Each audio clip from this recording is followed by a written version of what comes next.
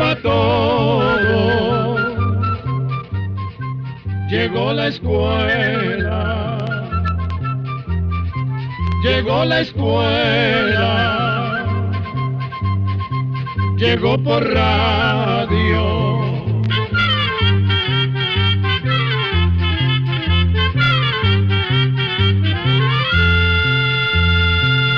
El Instituto Centroamericano de Extensión de la Cultura, ICQ, presenta su programa Oigamos la Respuesta. A finales del mes de julio del 2002, el Papa Juan Pablo II llegó por tercera vez a Guatemala. Venía en una misión especial, la canonización del hermano Pedro de San José Betancourt, a quien se conoce como el hombre que fue caridad. El Papa, a pesar de su salud tan quebrantada, quiso canonizar al hermano Pedro en Guatemala, la tierra que hace más de 300 años aquel humilde hermano escogió para vivir y morir. Pedro de San José Betancourt nació en el año 1626 en Vilaflor, una pequeña aldea de Tenerife, Islas Canarias, España. Fue el primer hijo del hogar formado por Amador Betancourt y Ana García. Tuvo 4 hermanos: Pablo de Jesús, Mateo, Lucía y Catalina. Sus padres, un matrimonio campesino muy piadoso, les inculcaron un inmenso amor a Dios y a la Virgen María. El pequeño Pedro creció en la pobreza y en los pastizales. Desde niño trabajó como pastor de ovejas. En la soledad de los montes veía la presencia de Dios en todas las cosas, en el alegre colorido de las flores, en el canto de los pájaros y en las verdes aguas del mar que contemplaba desde las alturas. Acostumbraba a meditar y rezar durante horas en una cueva, que hoy día es un santuario al que llegan miles de peregrinos. Por aquellos tiempos se hablaba mucho en España de las tierras que Colón había descubierto. Se decía que en aquellas tierras fabulosas el oro abundaba en las montañas y que también se encontraba en mayor cantidad aún en las arenas de las orillas de los ríos. Decían que eran tierras de bendición, donde los hombres audaces se enriquecían de la noche a la mañana. Esas historias les sorbían el seso a mucha gente. Pedro las escuchaba con indiferencia, pues no le tentaban ni el poder ni las riquezas. Pero un día llegó a Tenerife un misionero que había estado en América. Pedro se estremecía del dolor al escuchar los duros trabajos a que eran sometidos los indígenas, los atropellos que se cometían contra ellos, el abandono y la miseria en que se encontraban, ellos que eran los verdaderos señores de aquellas tierras. También se llenaba de angustia al saber de los esclavos africanos, que eran sacados a la fuerza de su tierra y traídos a América amontonados en las bodegas de los barcos, encadenados y hambrientos, para luego enfrentar nuevas penalidades y sufrimientos en cuanto eran bajados de los barcos. Desde entonces soñaba con llegar a las tierras de América para enjugar las lágrimas y mitigar el dolor de aquellos que tanto sufrían. Pasaron los años y Pedro seguía soñando con la lejana América, pero la muerte de su padre interrumpió sus planes. Tuvo que dejar el oficio de pastor para dedicarse a cultivar el solar de la familia, tal como lo hacía su padre. La madre de Pedro comenzó a hacer planes de matrimonio para él. Quería casarlo con una muchacha piadosa del lugar que había puesto sus ojos en Pedro. Cuando el joven se enteró de los planes de su madre, lo prometió que tomaría una decisión después de consultar con una tía, a quien la familia respetaba mucho por su buen juicio. Una mañana emprendió viaje a la casa de la tía. Después de pasar varios días con ella, dedicados a la oración, la tía le dijo: «Dios es fuente de sabiduría. Su ley no se discute, hijo. Si Él te ha llamado, debes ir a su encuentro como Pedro sobre las aguas». Sin regresar a su aldea para despedirse de su madre y sus hermanos, Pedro se embarcó en un destartalado velero que salía para Cuba, llevando como único equipaje su fe y su confianza en Dios. Antes de que el barco zarpara, le escribió una cariñosa carta a su madre. Corría el año 1649 y Pedro tenía 23 años. Después de largas semanas de viaje, Pedro llegó a Cuba. De allí pensaba seguir para Honduras, pero pasaron varios meses sin que ningún barco saliera para allá. Para mantenerse, entró a trabajar en un taller de tejidos, donde aprendió el oficio de tejedor. Por fin, un día le avisaron que salía un barco para el puerto de Trujillo, en Honduras. Como no tenía dinero, ofreció pagar el pasaje con trabajo. Era tan buen trabajador y tan bondadoso que cuando el barco llegó a Honduras, el capitán y la tripulación se negaron a dejarlo desembarcar. Él aceptó con humildad aquel contratiempo, pero poco después de que el barco se alejó del puerto, le entró una extraña enfermedad. Tenía fuertes dolores y la fiebre lo hacía delirar. Tan mal se veía que el capitán ordenó que lo acercaran a la costa. Lo dejaron en una playa desierta. Allí lo encontró un pescador que lo llevó a su rancho y lo curó con cocimientos de hierbas. De labios del pescador escuchó por primera vez el nombre de Guatemala.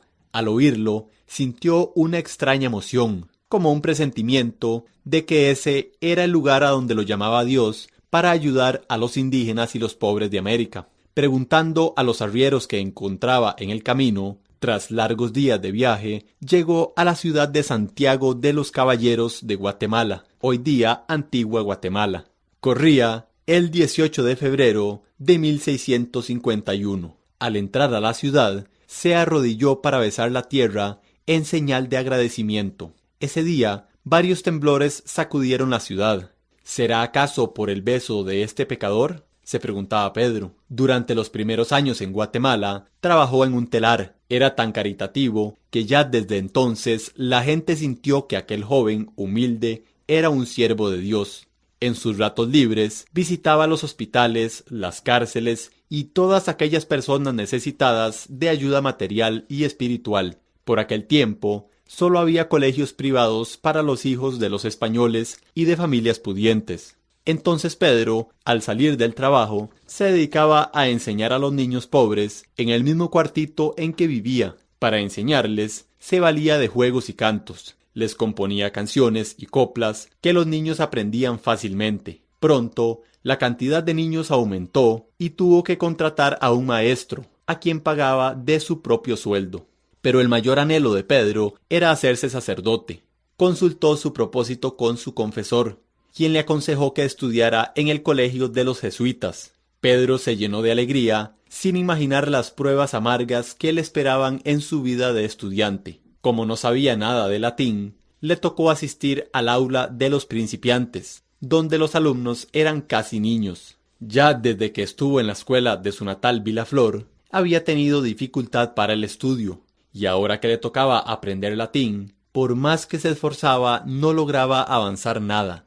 Esto provocaba las risas y burlas de sus compañeros. Finalmente, se dio por vencido y abandonó sus sueños de ser sacerdote, pero no los de consagrar su vida a los necesitados.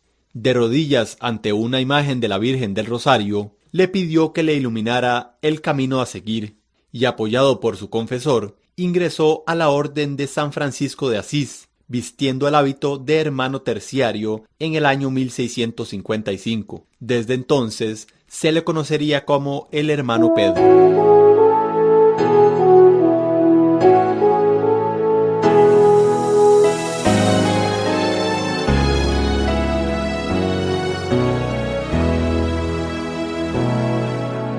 Eres mi pastor, oh Señor, nada me faltará si me llevas tú.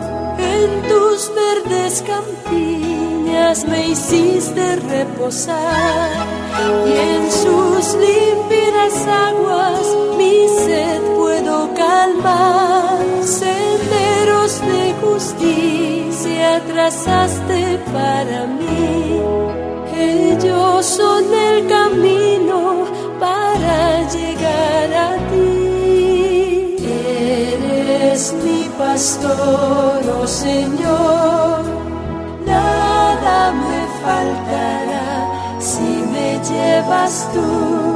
Preparas un banquete frente a los que me odian, la mesa ya está lista, la copa se desborda. En este valle oscuro no temo ya el dolor, pues cerca de tu casa refuerzo mi vigor. Eres mi pastor, pastor, oh Señor, nada me faltará si me llevas tú. Tú trazas mi sendero que va hacia tu heredad. Así mejor conozco tu gloria y tu bondad, tu luz, tu paz, tu gracia, doquier me seguirán. Un día tu morada feliz me llevará.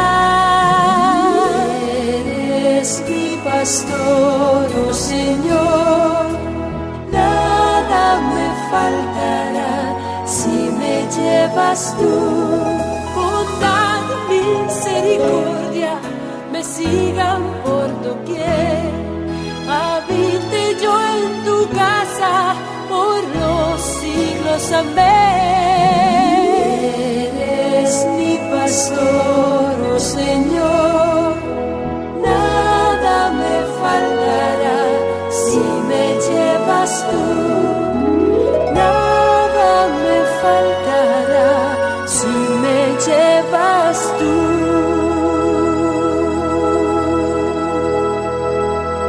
Ya como terciario, el hermano Pedro se trasladó a la iglesia del Calvario, donde hacía las labores de custodio y sacristán. Allí dio a conocer la devoción del rosario cantado, que luego se extendería a otros lugares. También celebraba con especial fervor la Navidad, recordando aquel glorioso momento en que el Hijo de Dios se hizo hombre para habitar entre nosotros. Sin descuidar sus labores ni sus oraciones, sacaba tiempo para preparar con gran esmero el nacimiento o portal y la procesión de Nochebuena. En sus visitas a los hospitales, el hermano Pedro se había dado cuenta de que los enfermos, casi todos indígenas y esclavos negros, recibían muy poca asistencia.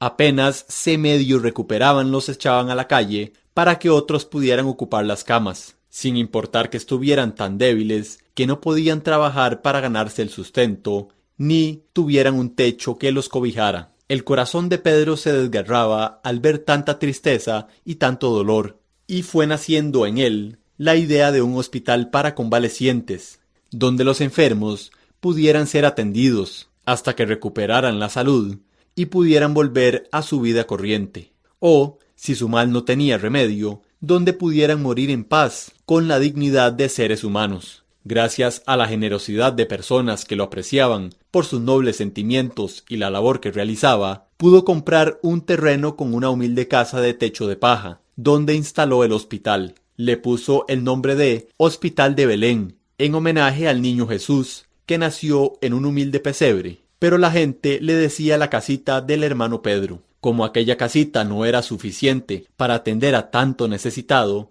se propuso levantar otra construcción. Tocando de puerta en puerta, fue reuniendo algunos materiales. Alguien le regalaba unos ladrillos, otros un saco de cal, un saco de arena o unas tablas. Él mismo trabajó como albañil y con sus propias manos hacía la argamasa y levantaba las paredes. Lo que más sorprendía a la gente era que al amanecer, aquella obra pobremente empezada se encontraba mucho más adelantada que el día anterior. Hasta empezó a correr el rumor de que durante la noche los ángeles llegaban a ayudar en la construcción. Lo que en realidad sucedía es que muchos obreros que no podían contribuir con materiales le robaban unas horas al sueño para trabajar por la noche al lado del hermano Pedro. El hospital de Belén se convirtió en refugio de todos los necesitados. Además de atender a los enfermos, daba albergue a los peregrinos, comida a los necesitados, servía de escuela y mantenía un ropero con prendas usadas para dar a los pobres. El mismo hermano Pedro remendaba las prendas dañadas, pues decía que hay que dar, pero con dignidad. En sus manos se multiplicaban los alimentos milagrosamente. Todas las mañanas salía con una olla de atol al hombro y después de repartirlo entre los necesitados, cuando regresaba al hospital aún quedaba atol en la olla. Lo mismo sucedía con el pan que cargaba en unas alforjas. Por mucho que repartiera, parecía que nunca se vaciaban. La dueña de una panadería que había oído hablar de esto, le dijo un día que podía llevarse todo el pan que pudiera meter en sus alforjas. El hermano Pedro echó todo el pan que había en los estantes y le dijo que todavía quedaba campo en las alforjas por si quería darle más. La fe del hermano Pedro era tan grande que no conocía la duda, confiaba en la ayuda de Dios y la recibía. Muchas veces, cuando no tenía nada para atender a los enfermos y necesitados, se hincaba a rezar un Padre Nuestro y la ayuda llegaba en la forma más inesperada. Vestía un hábito gastado y remendado. Cuando le regalaron tela para uno nuevo, la vendió para ayudar a los pobres. Llevó una vida de sacrificios y privaciones, pero jamás perdió la alegría.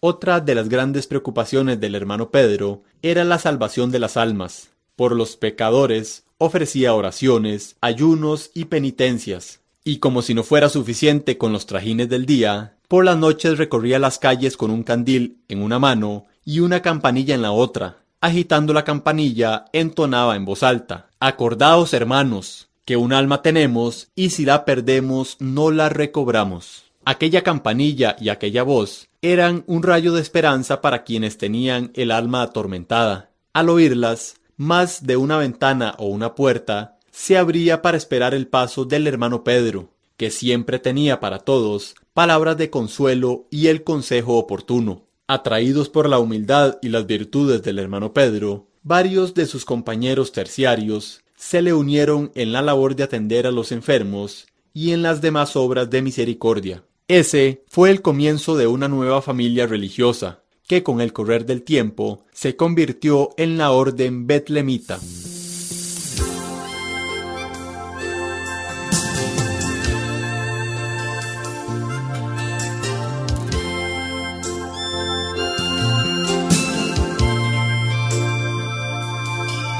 Si viviéramos en paz y en armonía,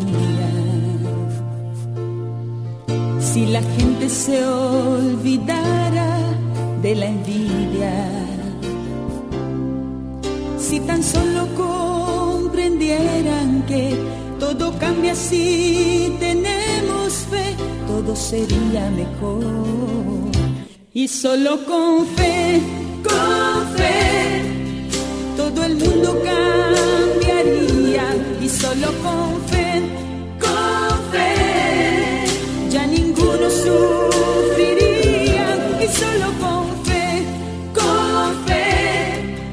Dios al hombre le daría lo más bello que jamás encontraría.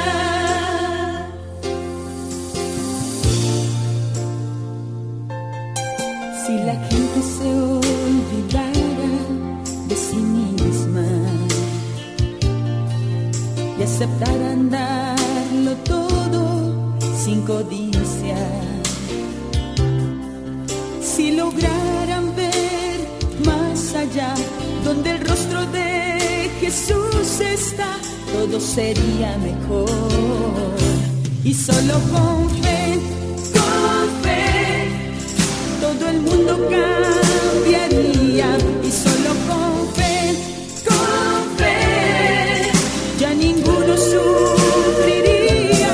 Y solo con fe, Dios al hombre le daría lo más bello que jamás encontraría. Y solo con fe, todo el mundo cambiaría. Y solo con fe, ya ninguno sufriría. Y solo con fe, Dios al hombre le daría, Dios al hombre le daría, sí le daría lo más bello que jamás encontraría.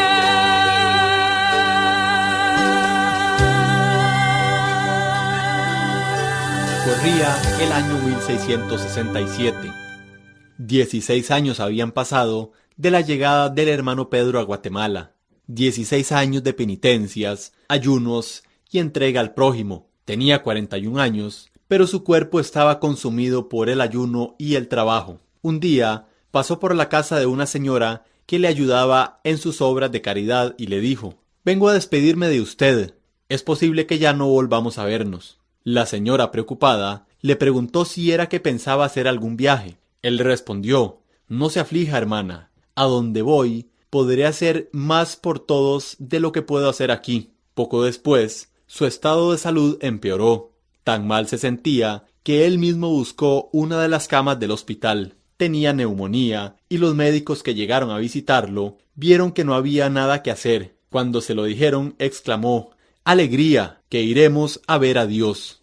Una semana permaneció el hermano Pedro en su lecho de enfermo. El 25 de abril de 1667, a las 2 de la tarde, le dijo a su confesor que se sentía muy cansado. Luego extendió los brazos hacia un cuadro de San José como si quisiera abrazarlo y dijo: «Esta es mi gloria». Fueron sus últimas palabras.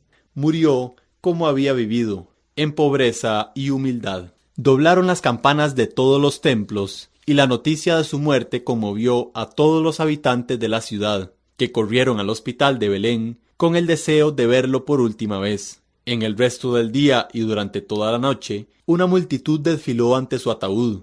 Fue sepultado en el templo de San Francisco. A su entierro acudió el pueblo afligido y también las altas autoridades del gobierno, pues para el hermano Pedro no hubo jamás distinción de clases. Todos sintieron su bondad, el pobre y el rico, el esclavo y el hombre libre. Han pasado más de 300 años de su muerte y la gente sigue implorando su protección. En la penumbra del templo de San Francisco, en Antigua Guatemala, resuenan las plegarias hechas en lenguas indígenas. Ante una tumba sencilla, cargada de exvotos y alumbrada por cientos de velas, se arrodillan diariamente grupos de indígenas que llegan desde los más distantes pueblos y aldeas de Guatemala a dar gracias al hermano Pedro por un favor concedido o a implorar su intercesión y protección. Pero, aunque desde hace cientos de años se le ha conocido como el Santo de Guatemala, la Iglesia Católica no lo había declarado santo.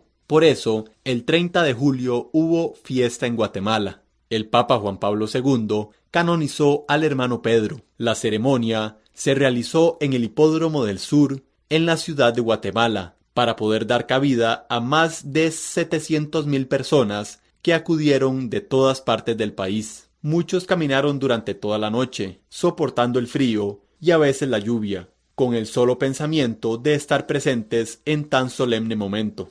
También llegaron personas de otros países, pues la fama de santidad del hermano Pedro traspasó las fronteras. Hasta un grupo de paisanos del hermano Pedro, acompañados por el obispo de su natal Tenerife, asistieron a la ceremonia. Fue inmensa la emoción de todos cuando el Papa pronunció las palabras que declaraban santo al hermano Pedro de San José Betancur, el hermanito Pedro de los guatemaltecos. Y así llegamos al final del programa del día de hoy. Los esperamos mañana en su programa Oigamos la Respuesta. Mándenos sus preguntas al apartado 2948-1000 San José, Costa Rica. También puede enviarnos sus preguntas al correo electrónico icq@icq.org o encuéntrenos en Facebook como Oigamos la Respuesta. Recuerde que comprender lo comprensible es un derecho humano.